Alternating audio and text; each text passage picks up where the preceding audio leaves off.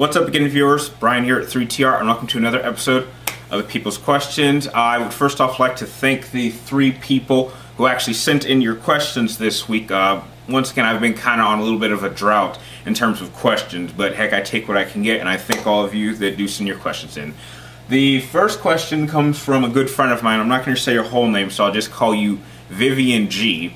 And you wanted to know if there is going to be a DC Universe movie, would it be as good as the Avengers movie?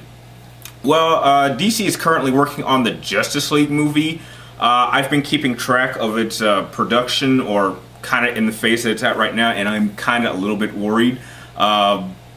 Basically because I don't really like the particular idea of them wanting to start off with a Justice League movie and then having them do separate movies, because that's not at all what the Justice League would do. But getting off topic, I don't think that they could do a DC Universe movie, and even if they could, it would just be kind of wacky, because DC Universe is about you creating your own hero and having your hero interact with the villains and heroes of the DC Universe. So there's really not much of a plot. It's an MMORPG, so the story really goes in the direction you want, and you can't really make a good script out of something like that. And I'm sure we wouldn't want to see some new fan-made hero thrown in to interact with Batman and Superman and try to take on Lex Luthor or the Joker or stuff like that. So, no, I don't think a DC Universe movie would be as good as the Avengers, but then again, I didn't really think the Avengers was that great of a movie. I actually would have preferred all those heroes in their own movies than altogether. The next question comes from Zaniac, and your question was, what single game did I think have the best art direction? And you also commented that if I did say Metal Gear Solid, which I would say, to pick a runner-up.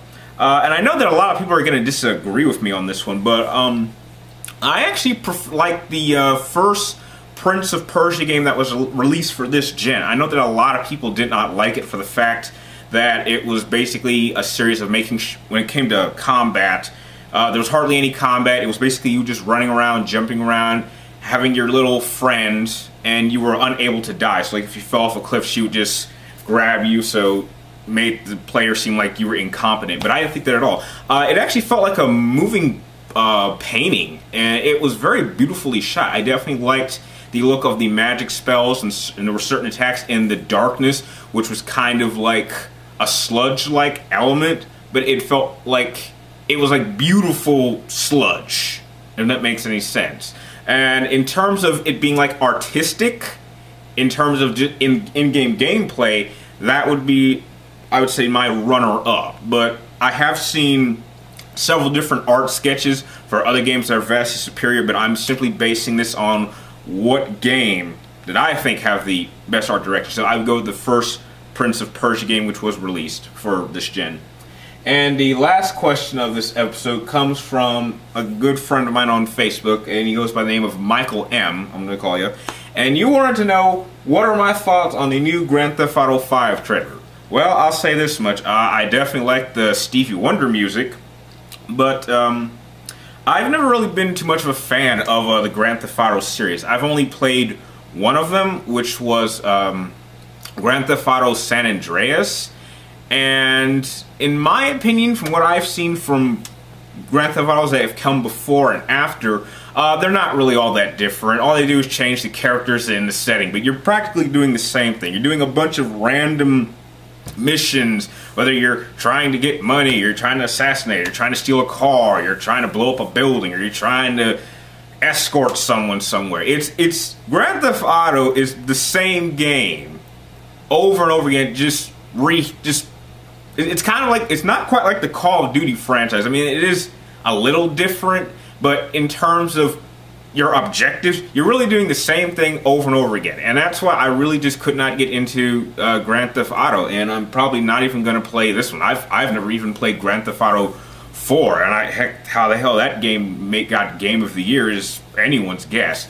But I do understand that there's an audience for this, and they love these games, but I just personally am not. But from what I've seen from Grand Theft Auto 5, it's just going to be more of the same. They're going to throw in some dark humor in there, some you know, sex humor, a bunch of random characters that would act completely different than what real people would act. But heck, this is a video game, so the whole idea is to go completely over the top.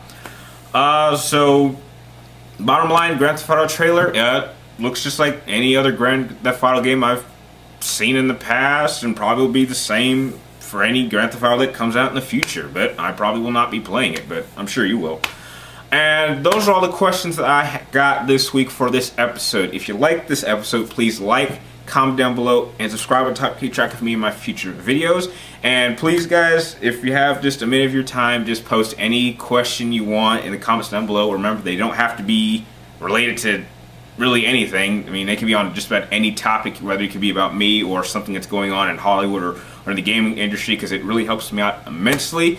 And I would like to say thank you guys for watching, and I will see you next time.